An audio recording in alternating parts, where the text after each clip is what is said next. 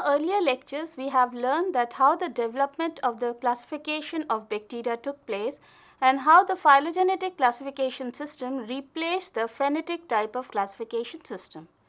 Today, we are going to take an overview of the domain bacteria. Here, we are going to learn the different types of bacteria and how and why they are placed in different categories. So, before we begin, let us recapitulate the different volumes of the second edition of Bergey's Manual of Systematic Bacteriology. In this, we know that in volume 1, we have the group Archaea, and along with that, we have the eubacteria, which are gram-negative in nature. Volume 2 takes into account all the proteobacteria. Volume 3 has got the low GC content bacteria, but they are gram-positive, and volume 4 contains the gram-positive bacteria, but with a high GC content. Volume 5, in addition to planktomycetes, contain other phylum which are not so related, but they are distinctly related phylums. So let us begin our journey of different type of microbes with different volumes, and we start with volume 1. In volume 1, as I said, that we have the Archaebacteria, and along with that we have eubacteria, which are gram-negative in nature. Some of the important phylum we are going to study today are phylum Aquifica. Now this phylum Aquifica has got two important genus as Aquifex and Hydrogenobacter. These two bacteria are kept along with Archaea because they are thermophilic in nature and they are chemolithoautotrophs. In addition, we have got another phylum which is called phylum Thermotoga. Now this toga word comes because of the presence of an envelope which is present outside the bacterial cell, and this is very loosely attached to the surface of the cell. Here we see the picture of Thermotoga maritima. The envelope is well extended, and therefore this envelope is known as toga, and the name comes Thermotoga. Again, it survives at a high temperature. Another phylum in volume 1 is considered, which is phylum Deinococcus thermus. Thermus again shows that this phylum or this type of bacteria exists at a high temperature, and they show their gram-positive nature. Now they stain gram-positive, but as we go on for the detailed ultrastructure of the bacteria, we find that their cell wall is layered and the outer membrane mimics the gram-negative cell wall, and therefore, truly speaking, this is not a gram-positive bacteria, but this is a gram-negative bacteria. Here we see the picture of Deinococcus, and they follow a pattern. Either they are present in a pair or they are found in a tetrad organization. Phylum Chloroflexi is another important phylum which is placed in volume 1 of Bergey's manual, and it contains all green non-sulfur bacteria. Non-sulfur because they are not the one which can accumulate sulfur inside the cell wall, nor they can liberate out sulfur outside the cell. An important genus is Chloroflexus. Phylum Chlorobi contains all the green sulfur bacteria. That means these bacteria use hydrogen sulfide, elemental sulfur and hydrogen as electron source, and they accumulate sulfur outside the cell. And that is why these are called the green sulfur bacteria, which is different from the phylum Chloroflexi. Another important phylum which is included in group 1 along with Archaea is Cyanobacteria.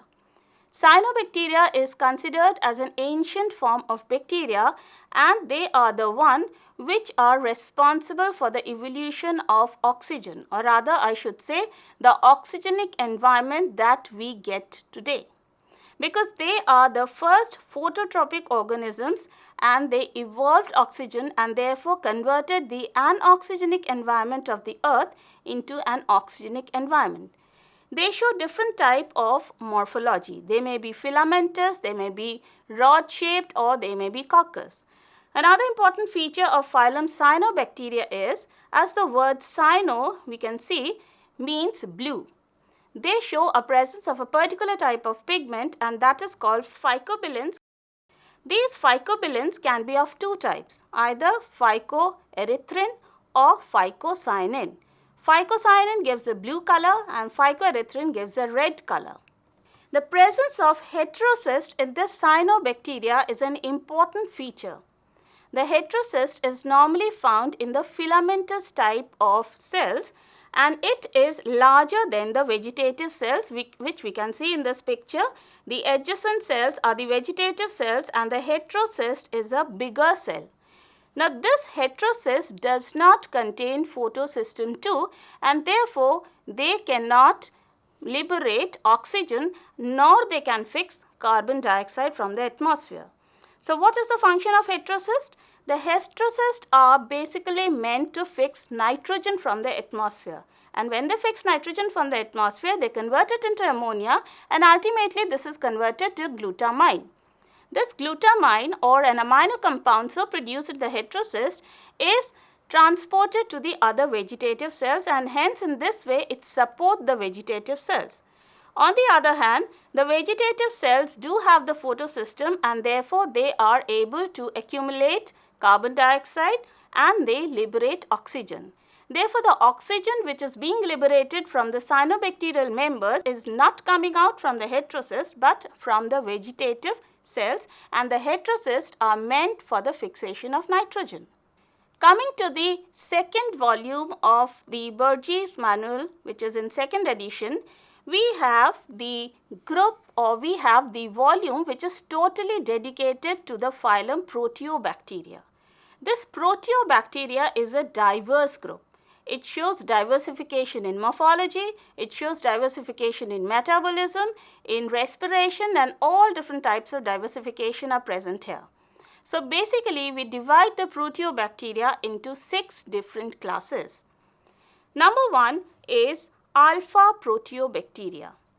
Alpha Proteobacteria takes into account all the bacteria which are oligotrophic Proteobacteria. That means they can grow in low nutrient levels.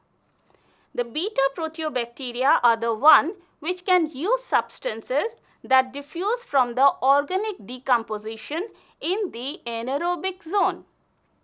The gamma Proteobacteria takes into account a variety of microorganisms or bacteria that show physiological functions. The delta Proteobacteria includes all the chemoorganotrophs. The epsilon Proteobacteria is a very small group and it has got only one family, that is Campylobacteriaceae, and 2 important genus as Campylobacter and Helicobacter.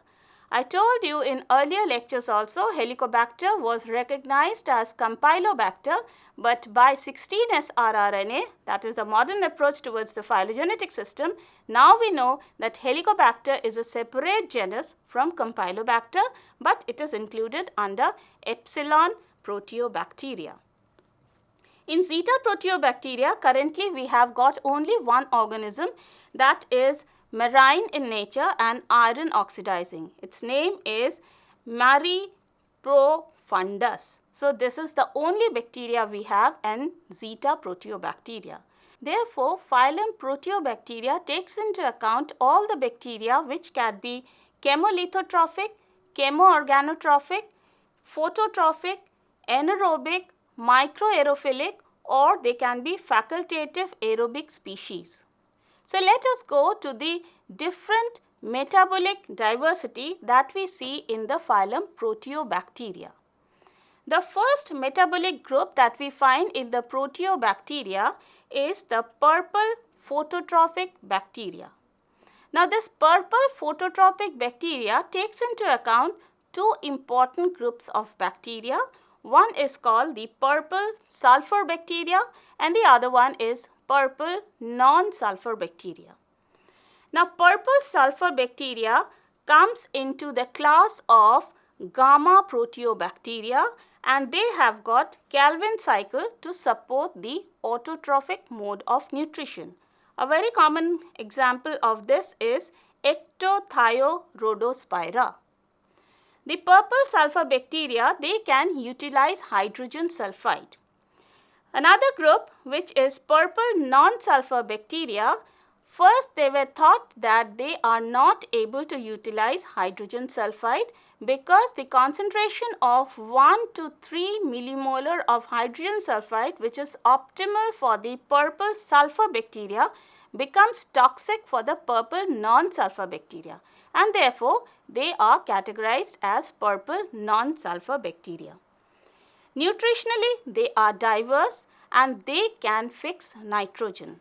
A common genus of purple non-sulfur bacteria is Rhodospirillum.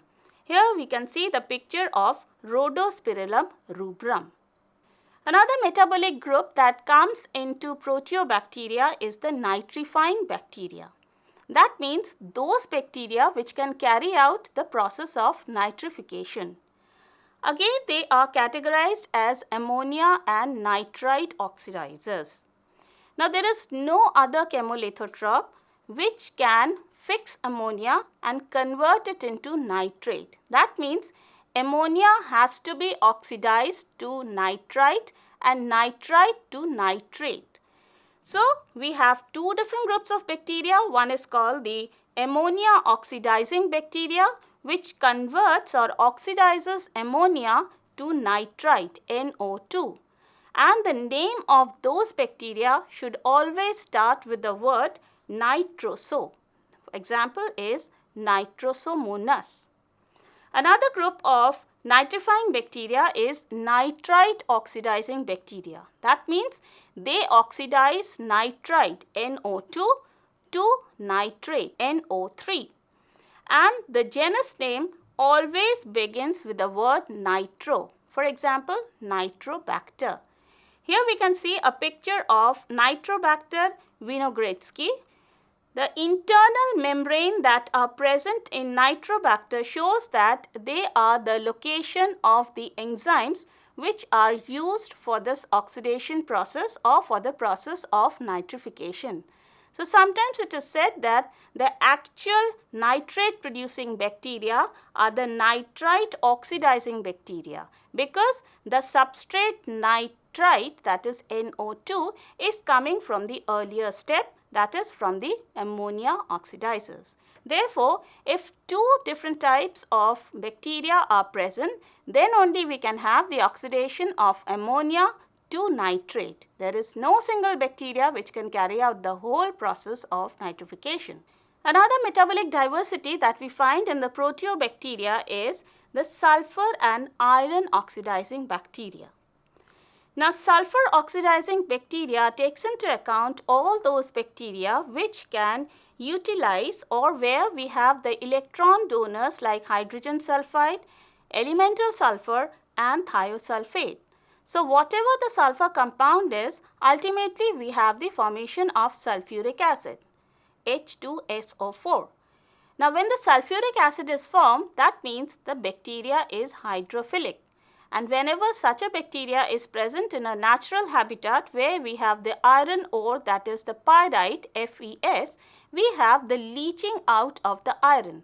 And therefore, we constitute a group of bacteria which is sulfur as well as iron oxidizing bacteria. A very common genus is Thiobacillus, which is a gram-negative, a rod-shaped, and it belongs to a group of beta proteobacteria. Another genus we come across is Acromatium. Acromatium is a member of gamma proteobacteria, and the cells of Acromatium, they can store sulfur internally. Here we can see the picture of Acromatium where we find the small granules of sulfur that are present in the periphery and the large white color granules that is present inside the cell are the granules of calcite, that is calcium carbonate. Now, this calcium carbonate is a source of carbon for autotrophic mode of nutrition in Acromatium cells. Another group which is a different metabolic group coming under proteobacteria is the hydrogen oxidizing bacteria. That means hydrogen is the sole electron donor in this group of bacteria and oxygen is used as an electron acceptor. So, in order to bind the hydrogen, these bacteria show a special type of enzyme, and that is called hydrogenase. In many bacteria, we see only presence of one hydrogenase enzyme in the plasma membrane, but there are many categories of bacteria where we find more than one hydrogenase, one present in the plasma membrane and the other one which is present in the cytoplasm. So, presence of this hydrogenase enzyme becomes essential and characterize this group of bacteria. Another group of bacteria which is included in this hydrogen oxidizing group is called carboxydotrophic bacteria. Carboxydotrophic bacteria are the one which oxidizes carbon monoxide. We know carbon monoxide is a pollutant in our environment which is coming out by the burning of the fossil fuel, and therefore carboxydotrophic bacteria are very important because they can be utilized in order to overcome the pollution of carbon monoxide in the environment. The last group or the metabolic group that we find in phylum Proteobacteria that comes in volume 2 of the Bergey's manual is the methanotropes and methylotropes. Methanotropes, as the name goes on, feeds on methane. That is, the substrate for them is methane, CH4. This methane is being utilized by such bacteria and they form another compound which is called hydroxylamine. This hydroxylamine is converted to formaldehyde. After the formation of formaldehyde, the bacteria can choose two different paths. One is called RUMP pathway and the other one is called serine pathway. If the bacteria choose RUMP pathway, they are recognized as type 1 methanotrope, and if they choose serine pathway, they are recognized as type 2 methanotropes. Ultimately, after the formation of formic acid, there is formation of carbon dioxide. The methylotropes, on the other hand, they can grow using the carbon compounds that lack the C-C bond. So, methanotropes and methylotropes are again two different functional or metabolic groups coming under Proteobacteria. Coming to volume 3 of the Bergey's manual, in volume 3, we have the gram-positive bacteria which has got a low GC content. Now, low and high, these are two respective words. How do we recognize it?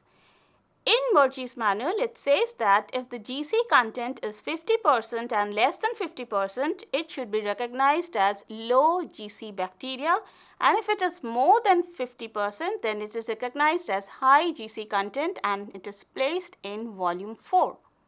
So, let us study the volume 3 bacteria which has got low GC content. Here we have a class called molecules. If we are able to recollect, we find that molecules are nothing but the mycoplasma which were placed separately in the first edition of the Bergey's manual. But the second edition places it in volume 3 along with gram-positive bacteria, though it lacks cell wall, though it does not have the peptidoglycan, and they are resistant to penicillin. It is placed here because they show a GC content which varies from 23 to 41%, that is less than 50%, and that is why they are included in volume 3. Along with it, we have a phylum called Firmicutes. Now, this Firmicutes can be sporulating Firmicutes or they can be non-sporulating Firmicutes. Sporulating are the one which form endospores, for example, Clostridium, Bacillus, while the non-sporulating are the one which do not form the endospores, for example, Staphylococcus, Streptococcus, Micrococcus, Lactobacillus, Sarcina. Now, again, Staphylococcus and Streptococcus can be categorized into two groups depending on the hemolytic pattern they show. That means if they are grown in the blood agar media, they may cause the hemolysis of the RBC. Here in the first picture, we see that hemolysis of the RBC takes place, but there is no color change in the media, which is called the beta hemolysis. While if there a color change takes place in the media, it is called the alpha hemolysis. The beta hemolysis can be shown by Streptococcus pyogenes, while the Streptococcus pyogenes has got many strains which show the alpha hemolysis. Similarly, the beta hemolysis is seen in the case of Staphylococcus aureus, and there is no hemolysis seen in Staphylococcus epidermidis. So, based on the hemolytic pattern also we can categorize the different types of bacteria, but which falls under the non-sporulating category of Firmicutes. Coming to the volume 4 of the second edition of Bergey's manual, we have the gram-positive bacteria which has got a high GC content. Now, the phylum which comes under this is called Actinobacteria, which takes into account the actinomycetes which show the filamentous nature. Along with it, we have many other bacteria, and one of the important genus which comes under this is Arthrobacter. Now, the typical characteristics of Arthrobacter is it shows a rod coccus growth pattern. That means here we can see the first picture which is taken at 6 hours of growth, where an elongated cells are seen somewhat mimicking the coccobacillus shape. After 12 hours, we find the cells become bacilli or rod shaped, or after 24 hours, they completely look like the rod shaped cells. But as the colony are fully developed and they have been isolated, we find that the bacteria shows a coccus nature. So, this growth pattern is typical of Arthrobacter, which is called the rod coccus growth pattern. Another family included under this is called Mycobacteriaceae, and an important genus is Mycobacterium. The species Mycobacterium leprae, Mycobacterium tuberculosis, all pathogenic in nature because they cause disease in humans. They have got high amount of mycolic acid, and therefore they are recognized as acid fast bacteria, because if they stain with basic fuchsin and they are washed with acid alcohol, they still retain the stain. Here we can see the picture of acid fast staining. The red patches or the red rod shaped structure are the mycobacteria against the green color host tissue. The last volume of the Bergey's manual, the 5th volume, is dedicated to numerous phyla, but they are not distinctly related. That means they have got grouping of all those phyla which could not be included in rest of the 4 volumes. For example, we have got a phylum called Spirochetes. An important member of Spirochete is Treponema pallidum, which causes syphilis. Now, spirochetes show a spiral nature in their morphology and presence of endoflagella, which is a typical feature not found in any of the groups or any of the volumes of the Bergey's manual. Another phylum is phylum Planktomycetes. This is a different group because here we find that the nuclear material along with the ribosomes are enclosed in an envelope. This feature is very much similar to a feature seen in the case of eukaryotic cells, and therefore we see that Planktomycetes is somewhat forming a bridge between the prokaryotes and the eukaryotes, because they have the characters of prokaryotes, but presence of the nuclear membrane and the nuclear material along with the ribosomes inside this membrane is a feature which mimics the eukaryotes. A new phylum has been included in this volume 5, and this phylum is phylum Bacteroidetes. Now, this phylum contains an anaerobic, gram-negative, non-sporing, motile or non-motile rods. So, this is a new phylum which has come up and has been included in volume 5. So, these are basically the different categories of the bacteria that have been classified according to the phylogenetic type of classification system. So, whenever we wish to classify a microorganism, we should classify it not only based in their morphology, metabolism, but we should also develop a phylogenetic pattern so they can be recognized, they can be known all over by all the microbiologists by their similar nature and similar characteristic features. And therefore, this is what the classification says, that group the organisms, identify the pattern, identify the evolutionary mechanisms, and then put them in the second volume of Bergey's Manual of Systematic Bacteriology.